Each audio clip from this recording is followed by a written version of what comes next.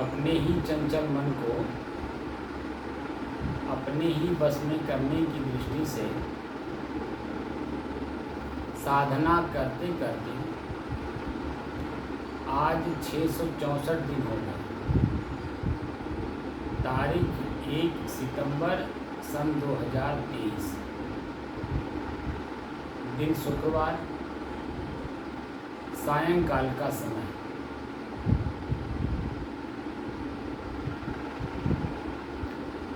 हमारा मन चंचल था, है, एकाग्र हुआ कि नहीं, शांति का अनुभव मन करा रहा है कि नहीं, ये कैसे पता चले?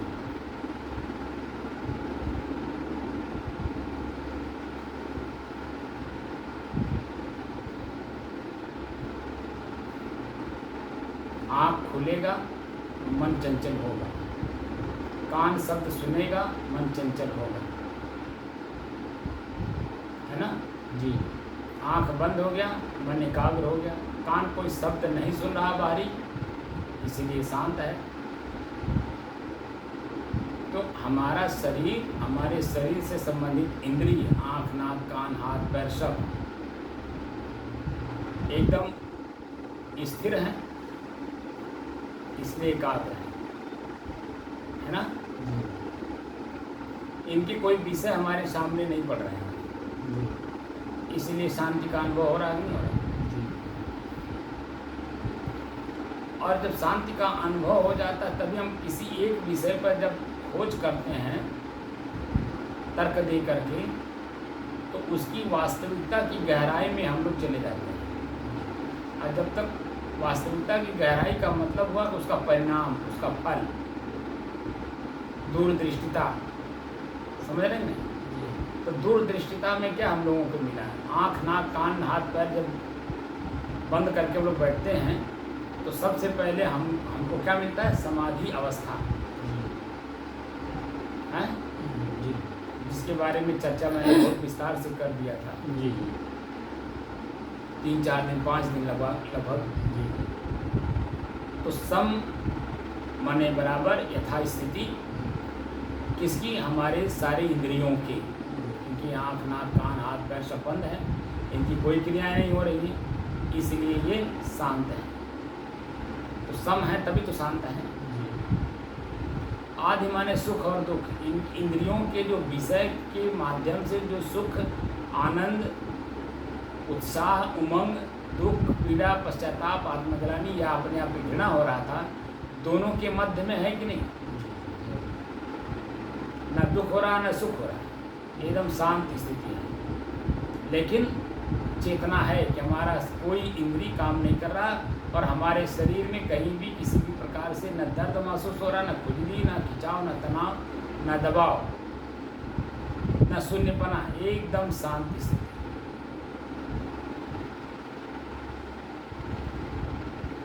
शरीर से मन ऊपर उठ गया, शांत की स्थिति बनी हुई है, ये हो गई समाधि। और यही समाधि आगे चल करके स्वम स्थिति आ जाती है, यानी जो चेतना में रह करके हम अपने शरीर और शरीर से संबंधित इंद्रियों को देख रहे थे, कहीं किसी प्रकार का दबाव, तनाव, खिंचाव नहीं मिल रहा है, तो वह भी देखना भी बंद हो जाता है। जैसे ही देखना बंद होता है, स्व में स्थित हो जाता है। यानी एक सामान्य भाषा में अगर कहें तो देखने वाले के लिए स्व में स्थित व्यक्ति आपको नींद में जाता हुआ दिखाई देगा। कह रहे तो फलाने सो रहे हैं, ये शब्द वहाँ प्रयोग होगा, समझ रहे हैं? लेकिन वास्तव में ये एक अवस्था पहले थी कि थकान के कारण हमारे शरीर में नींद आ रही थी। अब हम चैतन्य अवस्था में रह करके हम समाधि में जा रहे हैं, तो जो वो अवस्था है उसको नींद अवस्था से आप संबोधित नहीं कर सकते। वो अज्ञानी करें, यानी जिसको इस विषय में जानकारी नहीं है वह कुछ भी कह सकता है। लेकिन हम लोग जानकार हैं, इसलिए पता है स्व में जब स्थित होता है तो बाहरी कोई चीज़ें वहाँ प्रभावित नहीं करती हैं। जैसे कई बार मैंने उदाहरण आपको दे दिया कि स्वच्छ पानी में जब मिलता है तो उसमें कुछ भी दिखाई नहीं देता है। लेकिन स्वच्छ पानी हो और दूसरा पानी में कोई रंग मिला हो, आप पानी में डालेंगे तो जहाँ जहाँ वह जाएगा उस स्वच्छ पानी में दिखाई देगा। दिखाई देता है ना जी। तो मिलावट जो हमारे शरीर में है, मन और इंद्रियों में है, वह दिखाई देता है। क्या दिखाई देता है? पीड़ा, दुख, आत्मग्लानि, पश्चाताप, सुख, आनंद, उत्साह, उमंग, कार्य करने की क्षमता, ये सब दिखाई देता है, क्योंकि वो मिलावट है। और यहाँ मिलावट खत्म हो गया, बिल्कुल स्वच्छ है। चेतना अपनी चेतना में जब स्थापित हो रही, तो जैसी चेतना है, चेतना अपनी ही स्थिति में जा रही है। वहाँ बाहरी कोई दृश्य रहता नहीं, यानी प्रकृति वहाँ रहती ही नहीं है। प्रकृति नहीं रहेगी तो बाहरी जो जिसको पता नहीं है वो कहेगा कि तो नींद में है। लेकिन जो हमारे जैसे जानकार लोग हैं वो कहेंगे भाई छेड़िए नहीं, उनकी स्वरूप स्थिति आत्म स्थिति बनी हुई है, उन्हें छेड़िए नहीं, बिल्कुल नहीं, बल्कि उनकी रक्षा करिए। इसी अवस्था को में जो प्राप्त होता है, उस अवस्था में जो प्राप्त व्यक्ति है, उसके बगल में जो व्यक्ति है, दूसरा कोई अगर छेड़ता है तो उसका कर्तव्य बनता है उसकी रक्षा की जाए। जैसे एग्जाम्पल के रूप में, परिवार में जब कोई बच्चा सोता है तो दूसरा कोई अगर जगाना चाहता है तो माँ रोकती है, बहन रोकता है, भाई रोकता है, पिता रोकते हैं, भाई अभी सोए, सो लेने दीजिए। उनकी रक्षा की जाती है, उनको किसी प्रकार से जगाया नहीं जाता है, न जगाने दिया जाता है, न जगाया स्वयं जाता है, न किसी को जगाने दिया जाता है, क्योंकि वह नींद में है। बात को समझ गए कि नहीं जी। इसी को कहते हैं धर्मो रक्षति रक्षिता है। धर्म स्वभाव को कहते हैं। जीव अपने स्वयं के स्वभाव में अपनी स्थिति में पहुंच गया है, इसीलिए उसकी रक्षा करना उसके बगल वाले का कर्तव्य बनता है। ये हिंदू धर्म, मुस्लिम धर्म, ईसाई धर्म, ये धर्म नहीं है, बल्कि तत्वों के अपने स्वभाव ही धर्म हैं। ये हमारे उपनिषद, हमारे वेद, हमारे श्रुति स्मृति शास्त्र, हमारा गीता, हमारा रामायण, यहाँ तक कि हमारे सदगुरु कबीर साहब भी कहते हैं कि स्वयं के द्वारा स्वयं का ही परिचय करना है। जब स्वयं का स्वयं में स्थिति हो जाती है, उसी को स्वरूप स्थिति कहते हैं, उसी का आत्मस्थिति कहते हैं, आत्महीनता कहते हैं, तदाकार कहते हैं, तदासीत कहते हैं, तद्भव कहते हैं। सोहम शब्द उसी में लागू होता है और एक शब्द अंत में लागू होता है, स्वसंवेद्य। स्वयं की संवेदना में स्वयं की संवेदना समा जाती है, इसीलिए वहाँ कुछ ज्ञान नहीं रहता। बात समझ गए कि नहीं जी।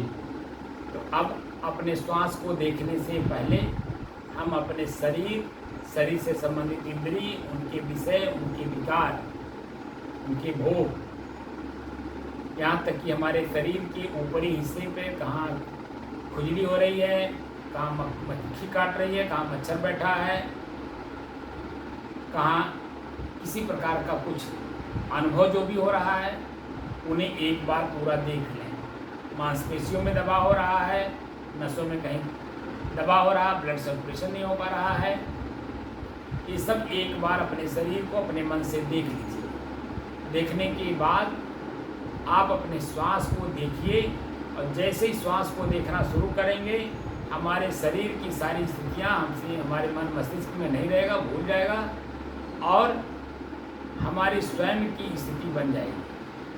पहले श्वास को देखिए, और श्वास को देखते देखते श्वास पे ही सवार हो जाइए, यानी अपनी स्व की स्व में स्थिति हो जाती, बन जाती है। समझ गए कि नहीं जी। इसी को हम लोग परिपक्व अब कर रहे हैं, ताकि जो है हमारी परिपक्वता किसी भी चीज़ में वो बिखरने ना पावे, किसी भी स्थिति में बिखरने ना पावे।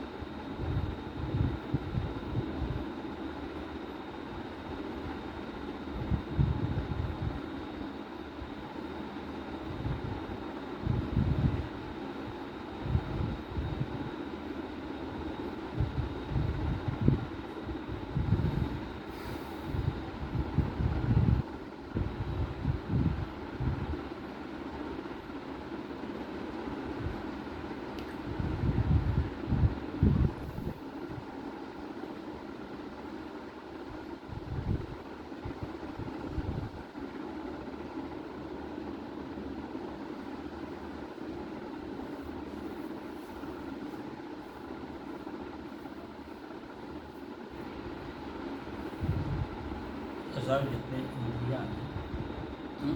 जितनी इंद्रियाँ हैं, हाँ, इंद्रिया के देवता भी हैं। जोर से जरा बोलिए।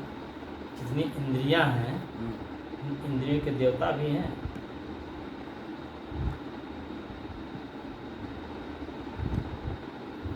देवता का मतलब मैंने तत्व बताया ही था। तत्व- 5 इंद्रियाँ 5 तत्व ही तो तत्व- देवता हैं तत्व- उनके, तब देव- तो ही देवता हैं। एक देवता के नाम है सरस्वती है। सरस्वती जीव को मतलब देवता है। वो तो बना लिया गया है, अच्छा, ये सब बनाए हुए हैं। सब बनाई हुई चीज़ें हैं, सब ये सब बनावटी है, ये सब बनाए इसीलिए तो सब भ्रमित हैं। धार्मिक हैं सब। सारे संसार के लोग। जितने देवता बनाए गए जब हैं। एक बात बताइए, सीधे सीधे हमें भूख लगा है, जी। हम आपसे कहते हैं ये राम अवतार बाबू हमको भूख लगा है, सीधे सीधे कह देने से हमको जो भी आपके पास तत्काल होगा, हाँ, बिल्कुल। एक भावना आपके आ जाएगी, महात्मा जी बड़े भूखे हैं, उनके अंदर में भूख लगा है, जी, अब उनको कुछ चाहिए, जी, तो जो कुछ घर में रहेगा तत्काल ले आएंगे कि नहीं, जी, जी, लाएंगे ना। अब हम घुमा के कहें अरे जिन महात्मा रहलें उनके दिना में 3 नए भूख लगत रहा। भाई जितने महात्मा होले कहल जाला कि जन हाथ सूखा साधु भूखा, तो हाथ सुखाए गए तो भूख लगल हुई। आप का समझेंगे, जब हमें भूख लगा डायरेक्ट क्यों नहीं कहें हम, डायरेक्ट कहते हैं वो हमें भूख लगा है, ये घुमौले कौन काम है, तो ये सब घुमाया हुआ चीज़ है। नहीं तो जितने जैसे देवता बनाए गए हैं, इंद्र हैं या विष्णु है या यम है या प्रजापति हैं, ये सब का बोलते बताएं किसी बात से, ये का मतलब ये सब प्रकृति हैं, सब तब ये और भी क्या, देवता जितने सब प्रकृति हैं। हाँ वही वो सब बनाई हुई चीज़ें हैं, हमको भ्रमित करने वाली चीज़ें हैं। और हम इसी जीव- पूजा जीव- करते हैं, इसी को करते हैं। जीव जो है किसका है, जल का है, जी, जल तत्व है। तत्व जल है, लेकिन सरस्वती का वो मतलब सरस्वती मतलब बोलने शब्द निकलता है ना, सरस्वती का वास है। सरस्वती, हाँ, सरस्वती। सरस्वती है ना, हाँ, सरस्वती। 2 शब्द है कि नहीं, सरस्वती, हाँ, स्व में सती, हाँ, कौन, सर, सर का मतलब अहंकार, मस्तिष्क को तो सर कहते हैं, कहते हैं सर नमस्ते, मतलब क्या, हेड, अंग्रेजी में हेड कहेंगे, उस विभाग का वो हेड है। हाँ, सरस्वती ही जन्म सर पूरी, माने श्रीमान मानते हैं। हाँ हाँ, सर माने श्रीमान, सर माने श्रीमान,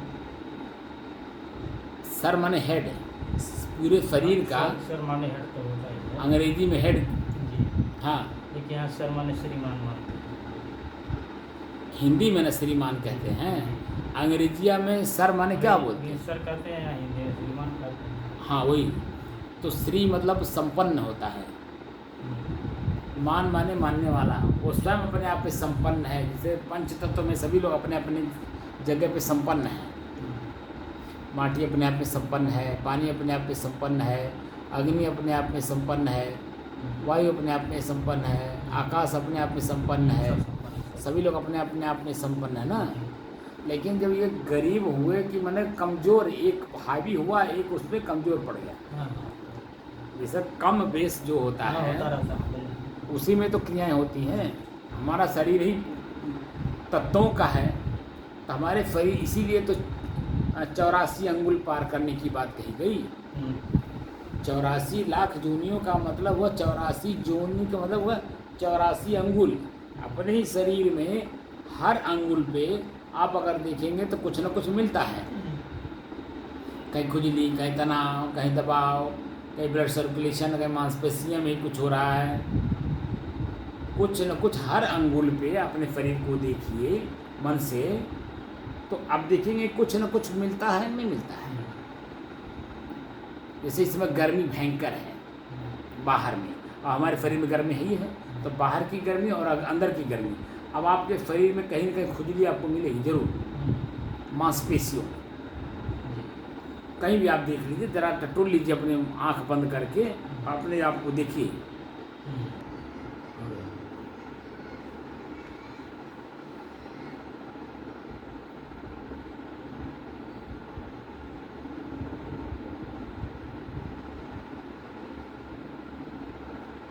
अभी देखिए थोड़ी देर पहले हम लोगों की कितनी बढ़िया स्व में स्व की स्थिति थी।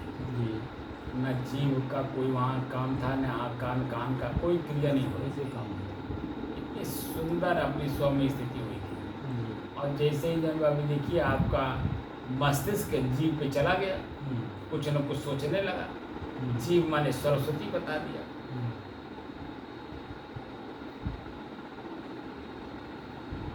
तो सरस्वती स्व में असल में ये जो हमारा जीव है ये दो रूपों में चलता, स्वाद में भी और शब्द में भी। बार बार मैं कह रहा हूँ नहीं, हर वीडियो में जहाँ भी मैं बोला हूँ आपने देखा होगा कि जीव पे दो चीज़ें हैं, शब्द भी और स्वाद भी। हम जब तौल के बोलते हैं इसी जीव से, तो हमारे इसी शरीर का कितना बड़ा सम्मान होता है। लोग फूल माला चढ़ा पहनाते हैं, सम्मान देते हैं, मिठाई खिलाते हैं, कीमती से कीमती चीज़ें खिलाते हैं। ये जीव तौल करके शब्द का प्रयोग किया, यानी आपके अंदर में जो भय था, ठीक है, किसी बात को लेकर के द्वंद्व अंदर में चल रहा था, आपका कान हमारे मुंह से जो जीव में शब्द जीव से जो शब्द निकला आपके कान तक गया, और उसी कान के माध्यम से आपके मस्तिष्क का जो भ्रम था वो दूर हुआ। जैसे ही भ्रम दूर होता है, ब्रह्म अपने आप जागृत हो जाता है, यानी प्रसन्नता अपने आप आ जाती है। वहाँ कोई द्वंद्व रहता है?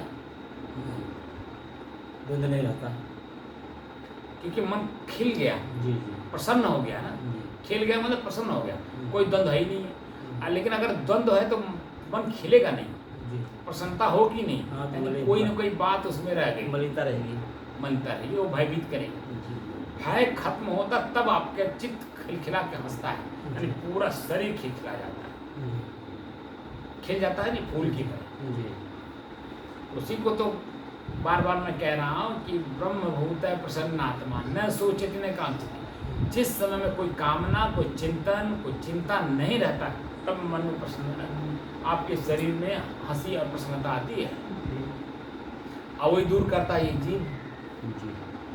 जो बाहरी गुरु है, ठीक है, आपने जिसको गुरु बनाया, वह गुरु आपके अंदर के गुरु को जागृत करता है, उसकी चेतना को जागृत करता है। जो गुरु अपनी चेतना को जगाया होगा, वही गुरु तो आपके अंदर की सोई हुई शक्ति को, यानी चेतना को जगाएगा। जिसने अपनी ही चेतना को अपने सुप्त कर रखा है विषय वासनाओं में, कहीं न कहीं किसी न किसी रूप में उलझाया हुआ अपने आप में, तो वह देखिए उसकी चित्त वृत्तियाँ खिलती नहीं है, प्रसन्न होती ही नहीं है। लाख कोशिश कर लीजिए, कहीं कहीं अपना वो औकात दिखा देगा, गंभीर होगा, कुछ बोल देगा, यानी तनाव में रहेगा, वो तनाव आपको भी दे देगा। गुरु वह है जिसके अंदर में गुरुत्व, यानी खूब प्रसन्न मुद्रा में, अपने किसी इंद्रिय में, किसी विषय में वो आसक्त ना, बाहरी किसी वस्तु में, किसी व्यक्ति में आसक्त ना, किसी स्थान में आसक्त ना हो, तब उसके अंदर में वो चीज़ें आती हैं। वो चीज़ें जब आपके अंदर में लागू होती हैं, तब हमारा असली मोक्ष होता है। अच्छा सर, गुरु शब्द हर जगह सुनाई देता है, गुरु शब्द हर जगह सुनाई देता है। जोर से बोलिए, आवाज़। जैसे गुरु शब्द जो है, हाँ, हम एक जगह साहब एक पढ़े थे, मतलब हाँ, मतलब नाराज ना हो जाएंगे, मतलब नहीं नाराज नहीं होंगे। एक प्रहलाद का जब था खंभे में, कौन? प्रहलाद, हाँ, हिरण्यकश्यप जो उनसे पूछा कि कहाँ इस खंभे में तुम्हारा है मतलब विष्णु, तो कहें हाँ तो कर दिए। तो लोगों ने सोचा कि बताओ हाँ तो कर दिए, इसमें कैसे आएंगे, तो वो अपना कान उसी खंभे के लगाए, उसमें से गुरु गुरु गुरु शब्द आया, तो उनको विश्वास हो गया कि इसमें विष्णु आ गया। तो उन्होंने कहा हाँ इसमें मतलब हमारे हैं, तो गया तलवार लाया, हमारा फादा होना सिंह भगवान प्रकट हो गया। वह तो आपने दृष्टांत पढ़ा ना, एक किताब में किसी लेखक का लेख आपने दृष्टांत के रूप में पढ़ा। जी, ये तो वह पूछना चाहता हूँ कि जैसे कान में लगाया गुरु गुरु, तो क्या गुरु मतलब? गुरु का मतलब मैंने कहा ना कि निज तत्व, मट्टी का अपना तत्व है। आप इसी दीवार में कान लगाइए और देखिए कुछ न कुछ आवाज़ आपके कान में आएगी। इसी दीवार में लगा लीजिए, वो अपने तत्व को बताएगा, हैं? अपने तत्व को बताएगा, स्वाभाविक बात अपने तत्व को बताएगा। मिट्टी अपना तत्व बताएगा, अग्नि अपना तत्व बताएगा, हवा अपना तत्व बताएगा। किसी की दीवार में आप लगा लीजिए, क्योंकि तत्व से ही तो बनेगा। जैसे ये मोबाइल है, जैसे ये जो स्टैंड बना हुआ है, तो किसी से बना है? मिट्टी का ही तो है। तो मिट्टी का अपना तत्व है ना, उसकी अपनी क्रियाएं हैं, और क्रिया में मिट्टी में ही जो है पांचों तत्व मिले हुए हैं। पानी में पांचों तत्व मिले हुए हैं, अग्नि में पांचों तत्व मिले हुए हैं, हवा में। मिल करके तो एक बात बताइए, जो उसमें हावी होगा वही तो आपके कान में आवाज आएगी। जो विष को हरण करता हो उसे ही तो विष्णु कहते हैं। विष क्या है? आपके मन की दबाव, वासना से ही हमारा मन दबा हुआ है। जो विष को हरण कर ले उसी का नाम विष्णु है। विष्णु दो शब्द है, विष्णु, समझ गए आप? विष का हरण करने वाला अणु यानी तत्व वह स्वयं आप हैं। देखिए सारी स्थितियां भी हम लोगों को विष्णु के रूप में थे। हम लोग विष्णु को आपने देखा होगा कि क्षीर सागर में एक विष सांप के उस पर लेटे हुए हैं, दिखाया गया है। और ये जो नाग का फंड है वो 5 फंड है, देखिएगा कभी आप देखिएगा, 5 फंड है ना। ये पूरा शरीर धड़ा और उनके ऊपर जो ये 5, तो 5 इंद्रियां, तो कर्म इंद्रियां हैं। कर्म करके हमें जो पीड़ा देती हैं, जैसे जीभ है, आँख है, नाक है, कान है। तो कर्म इंद्रिय के साथ ज्ञान इंद्रिय भी तो है। ये आँख देखता क्रिया हो रही है, यही मस्तिष्क को बताता है कि हाँ ये चीज़ है। कर्म इंद्रियां, ज्ञान इंद्रियां जो 5 हैं, यही जो है हमको विष की तरह कब कहाँ, देखिए आप देखे होंगे कि हमें जीभ भी होगा, जीभ लपलपा रहे हैं। विष्णु जहाँ जिस नाग पर बैठे हैं आपने देखा होगा जीभ भी लपलपाते हैं, यानी अपने विषय को प्राप्त करना चाहते हैं। बात समझे नहीं आप? और वही आपको पीड़ित करते हैं, जो कि आप स्वयं भी एक तत्व हैं। आप उन 5 तत्वों में जाके मिल गए हैं, इसीलिए आप दोषी हो गए उनके, क्योंकि उनके कर्जा ले लिए। माटी, पानी, हवा, आग, हवा, आकाश को आपने कर्ज ले लिया। आपका शरीर क्या है? माटी, पानी, वही तो है। अब इसमें जो क्रियाएं होंगी, जो क्रिया आपके शरीर में होती वही तो क्रिया मेरे शरीर में होती है। हमने अपनी चीज़ों को एक एक शब्द पे रिसर्च किया। पहला वाक्य मुझे मिला था जब मैं थोड़ा मैच्योर हुआ, तो मैच्योरिटी आने के बाद जब मेरे मेरे सामने, दिमाग के सामने एक दोहा आई थी कि ब्याह नहीं, यह व्याधि है। व्याधि माने कष्ट होता है, दुख होता है, पीड़ा होती है। ये ब्याह नहीं, यह व्याधि है। सकहु तु जाहु बचाए, अब पायन बीड़ी परत है ढोल बजाए बजाए। अरे चाहे रसरी की बीड़ी हो, चाहे लोहा का बीड़ी हो, चाहे सोने की बीड़ी हो, बीड़ी तो बीड़ी होती है, कष्ट देगा आपको। तो हमारा शरीर हमको कष्ट तो वैसे भी दे रहा है, बांध देना। तो हमारा शरीर तो हमको वैसे भी दुख दे रहा है पहले से ही, ठीक है। हमारे शरीर में भूख हमें पीड़ा दे रहा है, हमारे ही शरीर में प्यास हमको पीड़ा दे रहा है, हमारे शरीर को नींद पीड़ा दे रही है, हमारे शरीर पे मांसपेशियां जन्म में अपनी पीड़ा दे रही हैं, फोड़ा, फुंसी, तमाम तरह की हो रही मांसपेशियां दवा हमको दे रही कि नहीं दे रही। हमारे फिर शरीर में अगर इसको ना नहलाइए तो ये मिट्टी है, कण है, जिसमें मैल जमता है, उसके कारण जो है क्या क्या चीज़ें होती हैं। हड्डी कहीं मान लीजिए गड्ढे में पैर पड़ गया, टूट गया, तो पीड़ा देता है।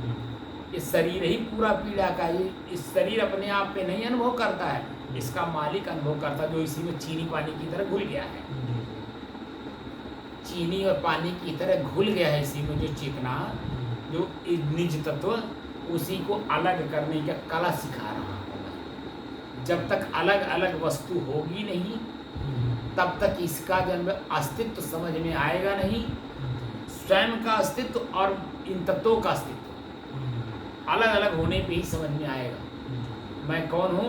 मैं तो शांत स्वरूप हूँ, मेरे में कुछ है ये नहीं है। जो क्रियाएं हैं सब प्रकृति में हैं, तो मैं प्रकृति को जागृत अवस्था में चेतना में लेकर के घूम रहा हूँ।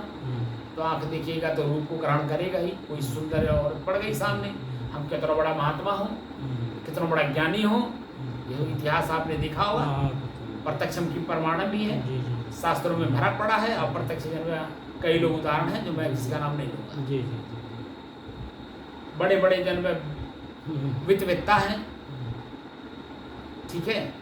एक अप्पय दीक्षित नाम करके नीतिज्ञ हुए हैं पुराने ज़माने में।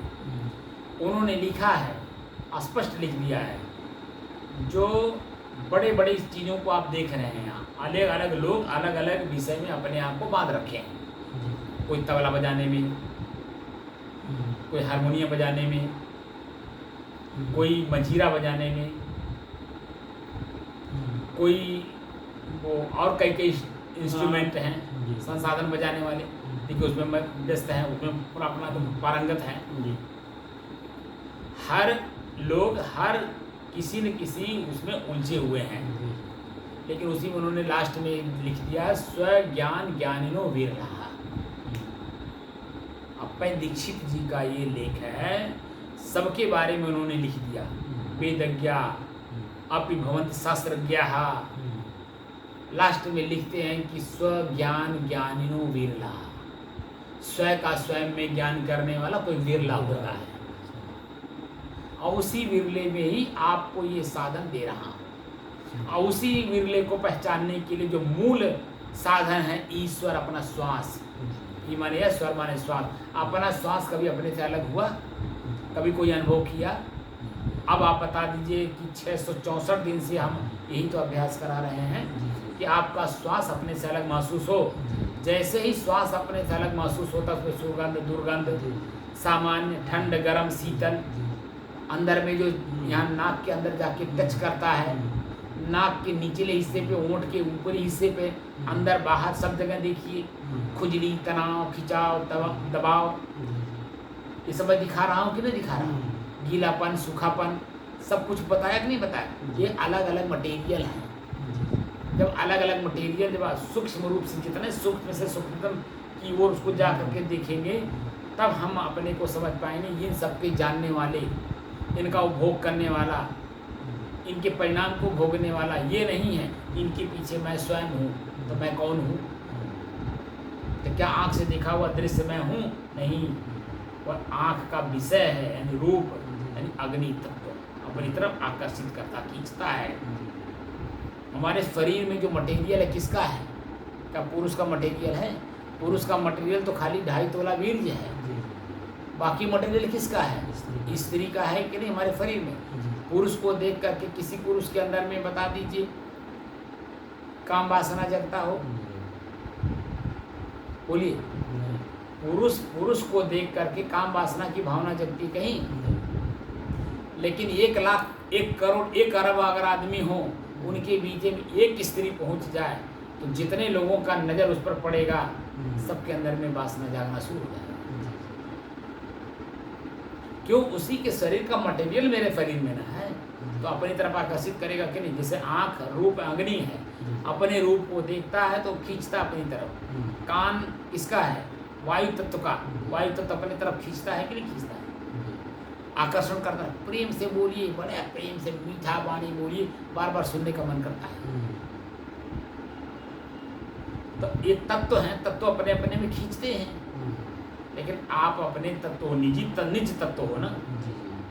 बीजे को मैंने बता नहीं दिया, जो चाहो निज तत्व को तो शब्द ही लेहु परख।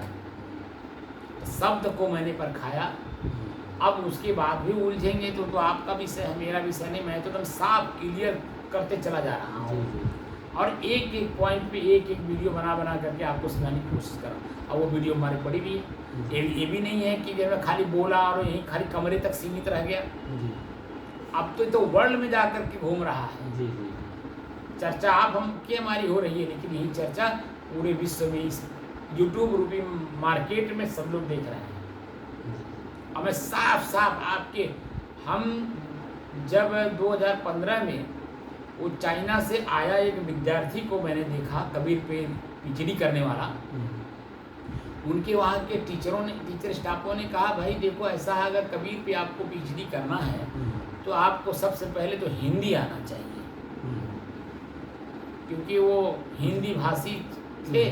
और हिंदी जब तक आपको आएगा नहीं, तब तक उनके वास्तविक तत्व आपके अंदर में प्रवेश नहीं कर सकते। कितनी बड़ी बात कह रहा है वो।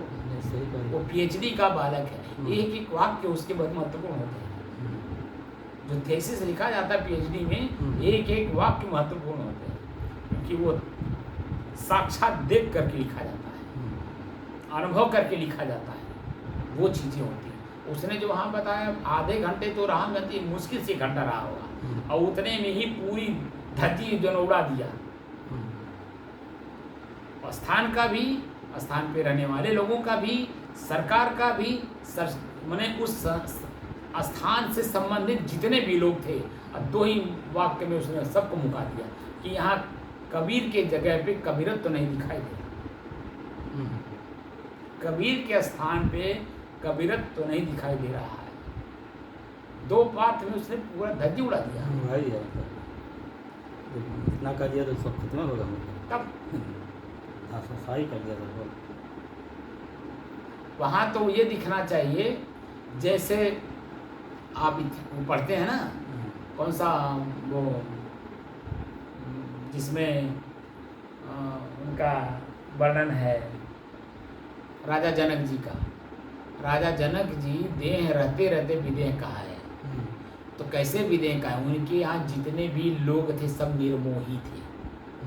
किसी के पास भी कोई जाता था, कोई महात्मा उनका परिचय लेने गया, सचमुच देखे ये निर्मोही हैं, यानी मोक्ष को प्राप्त कर चुके हैं, तो वहाँ जब उस राज्य में प्रवेश किए तब जन्म वहीं से पूछना शुरू किए, तपिया तब क्यों छोड़िया, तपिया तू क्यों तब छोड़िया, तपिया तब को, तपिया तब को क्यों छोड़िया, मतलब ऐसे उसमें बाकायदे वर्णन है उसका।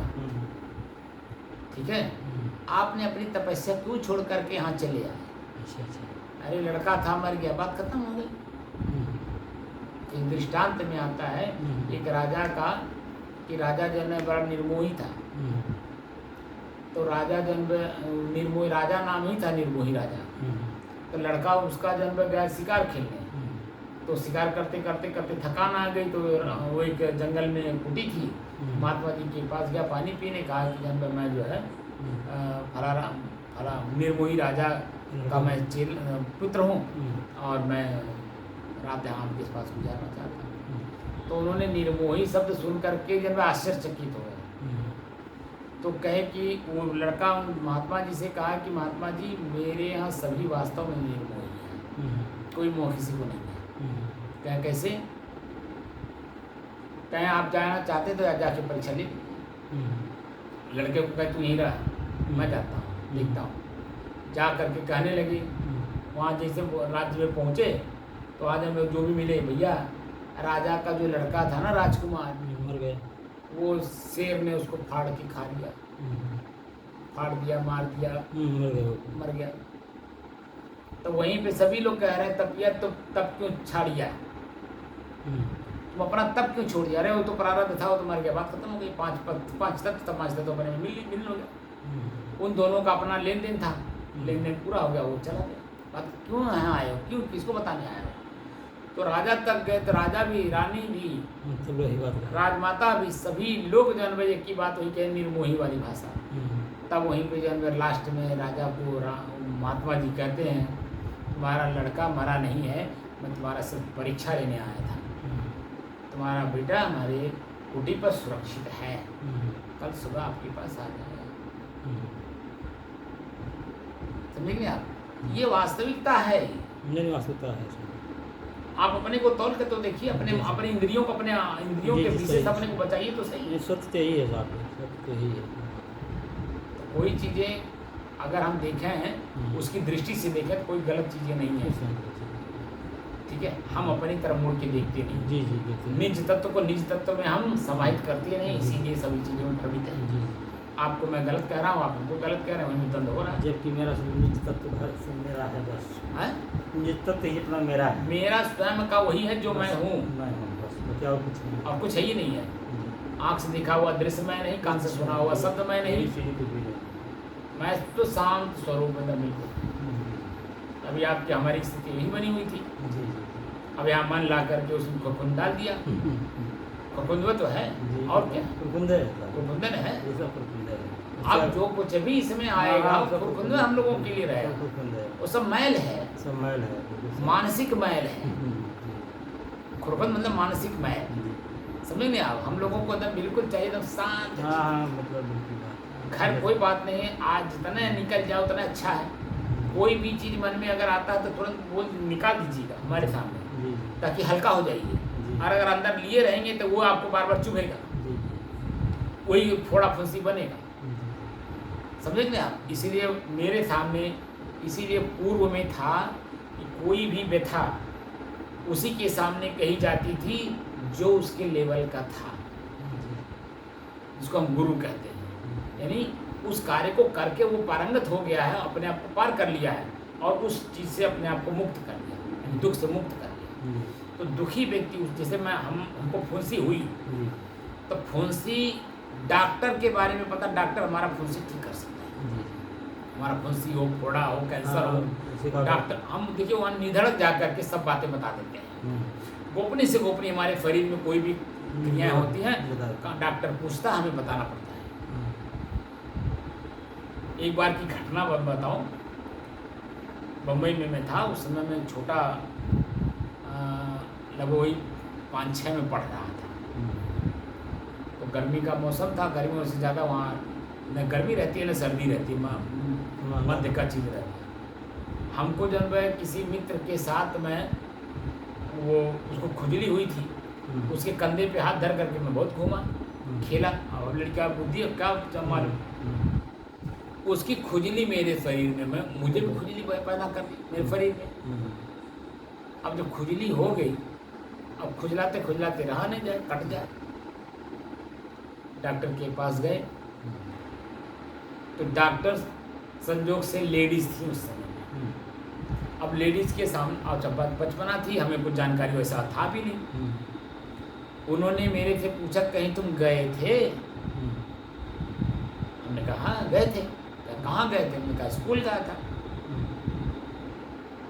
स्कूल गए थे? नहीं वहाँ नहीं पूछ रहा हूँ, और कहीं गए थे? मैं कहा नहीं और तो कहीं नहीं गया था, ट्यूशन पढ़ने जाता हूँ। और कहीं गए थे? और किसी के साथ गए थे? मैंने कहा हाँ मेरा एक मित्र है कृष्ण, उसी के साथ गया था। तो उसी की खुजली हुई थी, उसी की खुजली हमको लग गई। ठीक है जी। वो हमसे ये कहलवाना चाहते, अब मैं समझता हूँ उसको, कि वो ये कहलवाना चाह रही थी जो वर्तमान स्थिति है समाज की, कि बच्चों के अंदर में वासनाएं जो जागृत हो जा रही हैं, कहीं ना कहीं चले जा रहे हैं, कहीं ना कहीं मुंह मान ले रहे हैं, वो मेरे से कहलवाना चाहे। अब मैं कुछ था ही नहीं मेरे पास, जब कुछ था ही नहीं, जो रहेगा वही तो बोलेंगे। मैं तो मानसिक स्थिति, आप बता दें खुजली में तो इस तरीके से हो गई है, तो आपने बताया। तो उसने जो पूछा, उसने कहा कि अगर मेरे से साफ साफ बोल दोगे तो मैं साफ साफ दवाई दे दूंगी, ठीक हो जाओगे। मैंने कहा साफ साफ है कि मेरे वो मित्र को खुजली हुई थी, मैंने उसके कंधे पे हाथ रख के खेला, उसकी खुजली मुझे लग गई। तो उन्होंने कहा अगर इतना ही है तो ये दवा ले जाओ, इस दवा से नहीं ठीक होगा तब मेरे पास आना, तब मैं दूसरा दवा दूंगा तब तुम ठीक हो जाओगे। इसका मतलब वो उनके दिमाग में वो चल रहा था, मेरे दिमाग में तो था नहीं, क्योंकि मैं वैसा था नहीं। तो शरीर की क्रियाएं हर आदमी भाप लेता है, ठीक है, अपने अपने मानसिक अनुसार, अपनी मानसिकता के अनुसार दूसरे को भी तोड़ने की कोशिश करता है। लेकिन उस तरह जब आदमी रहे तब तो हो। हमारे कहने का मतलब है जो हमारी प्रकृति है ये अपने आप में ही जन्म विकृत है, क्षण क्षण बदलता रहता है, परिवर्तित होता रहता है। अभी देखिए गर्मी हो रही थी और गर्मी खूब हो रही है, पंखा बंद हो जाए, अभी देखिए थर थर थर थर पसीना निकलेगा। ये रोग भी तो है, हवा पसीना नहीं निकलेगा तो अंदर का जो कचरा है एग्जॉस्ट के माध्यम से जो निकल रहा था ये उसको रोक देता है। तो वो पसीना अंदर जब सूखेगा तो रोग पैदा नहीं करेगा। एसी में रहने वाले लोग जो है आप देखिए कि 75-80% में गठिया वायु से परेशान है, क्योंकि एसी जो है आपके अंदर का पसीना निकलने ही नहीं देता है, वही सुखा देता है। तो सुखा देगा तो क्या होगा? कुल मिला करके मेरे कहने का मतलब सब मानसिक विकृतियाँ हैं। इसलिए एकदम मस्त रहिए, अपने आप पे अपने श्वास को देखिए, श्वास के अलावा सब समझिए मेरे से अलग है। जी जी। अब तो समझना भी क्या है, तो स्पष्ट दिख रहा है। जी जी, तो दिख रहा है आपको, कुछ समझ नहीं है। अब तो एकदम स्पष्ट दिख रहा है, सब जी। अलग अलग हैं। हमको जी। उसका उपयोग करना है तो करें, ना करना हो ना करें। जी लेकिन मैं जो हूँ, मैं इनकी क्रियाओं से परे जा करके एकदम शांत स्वरूप हूँ। जी इनमें हमारी कोई क्रिया हमारे भैया नहीं। जी। जैसे माटी माटी में अपने आप में चला जाता, कोई क्रिया नहीं होती। पानी पानी में चला जाता, कोई क्रिया नहीं होती सामान में है। कोई ऐसे क्रिया। मैं जब अपने आप में शांत हो जाता हूँ तो कोई क्रिया नहीं होती है। शरीर की क्रियाएं होंगी, जी। लेकिन मेरे में कोई क्रिया नहीं। सामने देखने में लगेगा तो नींद में है, लेकिन नींद में नहीं हो, वो स्व में स्थित हो गया। बाहरी चेतना नहीं है, प्रकृति का गुण जो चेतना है वो नहीं रह जाता है।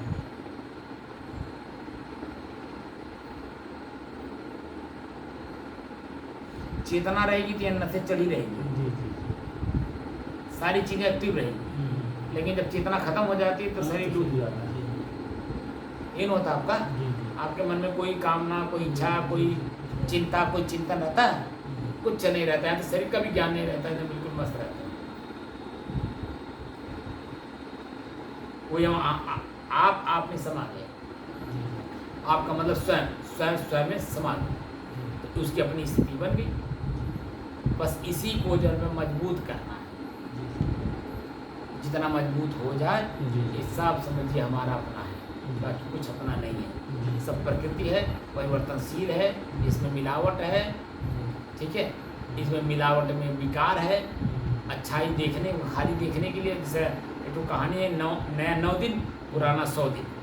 तो नया खाली ऊपर से चमक जब तक हाथ में नहीं लगा तब तक वो देखने में बड़ा सुंदर लगता है। जैसे हाथ में लगा तैसे विकार पैदा होना शुरू हो जाता है। कितना भी बढ़िया कंपनी से कोई सामान निकला हो, शरीर में चिपकते ही वो उसमें विकार पैदा हो जाता है।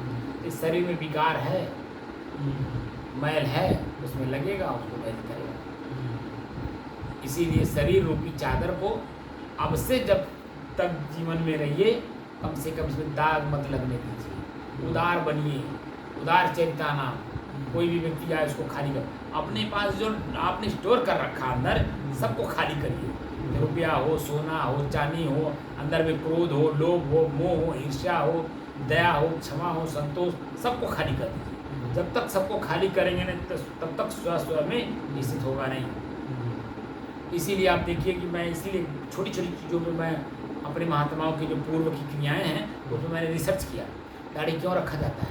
बड़ी सरीजर दाढ़ी रहेगा, चेहरा कुरूप दिखेगा, तो कोई भी स्त्री हमारे शरीर को देख करके आकर्षित नहीं होगी। तरह तरह के विकल्प उसके मन में नहीं चलेंगे। जटा इसीलिए रखा जाता, जटा शरीर भभूत इसीलिए लगाया जाता ताकि वो देखने में, दूर से देखने में ऐसा अभद्र टाइप का लगे। तो कोई भी आकर्षित व्यक्ति आपको देख के आकर्षित नहीं होगा। यानी वो स्त्री पुरुष को देख के आकर्षित होती है, और पुरुष स्त्री के शरीर को देख के आकर्षित होता है। इसलिए पुराने ज़माने में आपने देखा होगा, शौक श्रृंगार पिता अपने पुत्रियों को अपने घर में नहीं करने देते थे। साफ साफ कहते थे कि तुम्हारा जो शौक श्रृंगार है वो तुम्हारे पति से है, तुम्हारी शादी नहीं हुई इसलिए तुम श्रृंगार नहीं कर सकती हो। तो साफ सीधे सीधे रखते थे नहीं।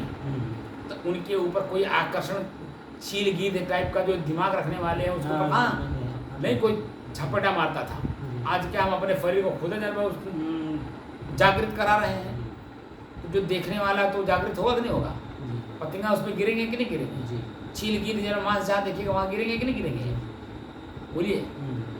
कबीर साहब कहते हैं मांस फैलाए गिद्ध रखवालिया, मांस फैला दीजिए और गिद्ध से जब आप उसको रखवाली रख तो वो रहेगा, सब खा जाएगा। तो हमारा शरीर क्या है? मांस तो है, और मांस को मांस के ही रूप में जब इसको सुरक्षित करने के लिए लगे हुए हैं, तो कहाँ रहेगा? या तो नष्ट होगा कैंसर हो करके, सड़गल करके, या तो बाहर वाला जल में आदमी इसको नोच डालेगा। अभी जो प्रक्रियाएं चल रही हैं समाज में, उसी का देन है। आँख देख करके प्रभावित हो जा रहा है, चाहे लड़की का हो चाहे लड़के का हो। और दोनों एक दूसरे के कहते हैं मोह हो गया, यानी प्रेम हो गया। प्रेम कहाँ हुआ?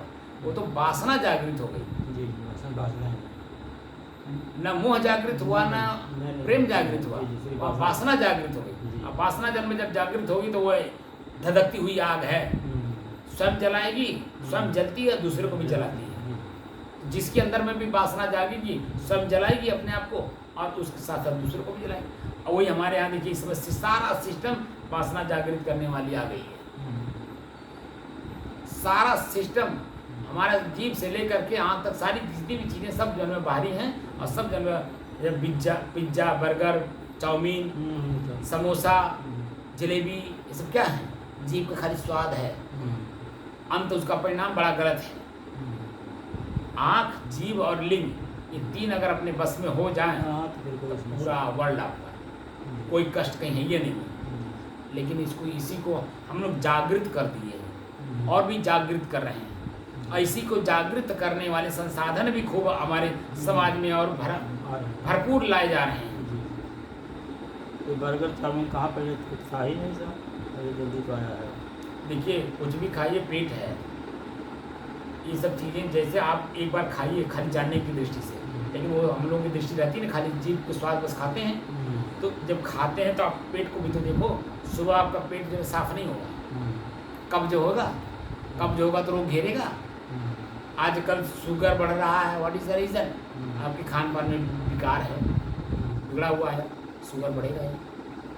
खान पान आपका सही नहीं है, नींद आप पर्याप्त ले नहीं रहे हैं, चिंता में इतने हैं कि ये लेना है, वो लेना है, ये करना, वो करना, यहाँ जाना, वहाँ जाना, उनसे मिलना, ये खाना है।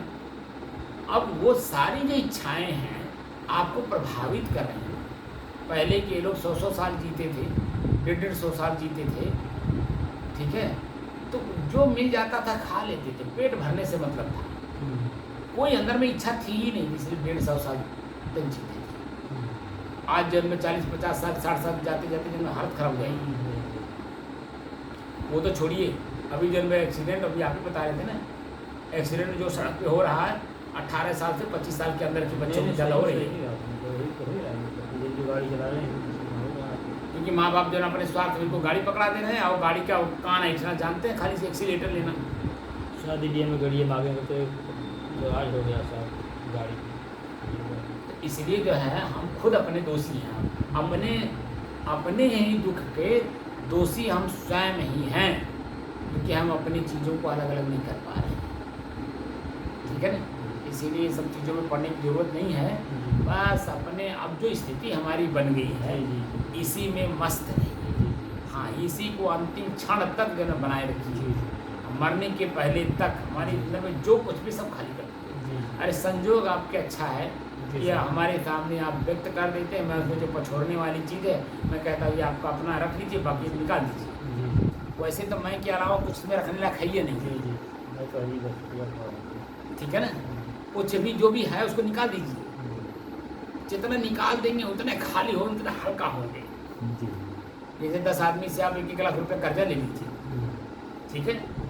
जब तक एक आप देखिए, एक आदमी को देते हैं तो मन कितना हल्का होता है। चलो एक आदमी का तो मिलता है, 2 आदमी मिलता हल्का हुआ, 3 आदमी का ये तो हल्का हुआ।